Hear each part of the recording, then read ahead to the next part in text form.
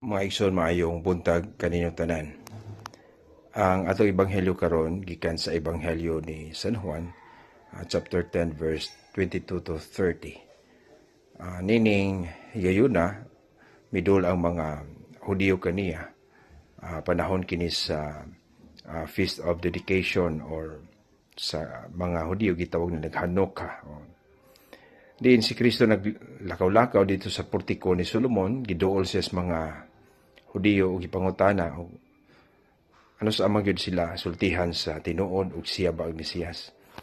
Ang tubag sa atong Ginoo nga nisulti naman siya, nagpadayag naman siya, pero wala lang kamo motuo.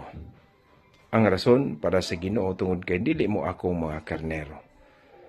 So gibalik sa Ginoo ang relasyon sa karnero ug ang good shepherd.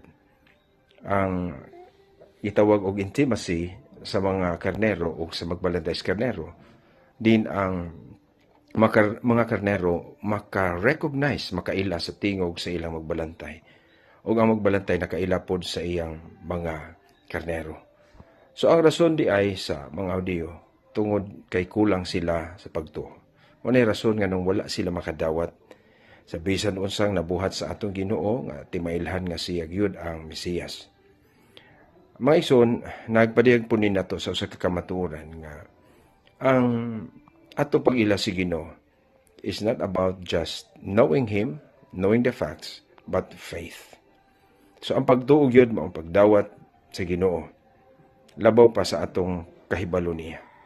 Mao nga ang suod nga relasyon sa tao ngadto sa Dios, ngadto sa Ginoo, mao gini maghatod ka nato sa pag-ila sa kamatuoran. Pag-ila kinsa kita. Mao nga sa atong pagpadayon sa atong pakiglambigit sa Ginoo, dili lang unta kita mukat-on about God, about Jesus, but following Him in faith and recognizing His voice. God bless.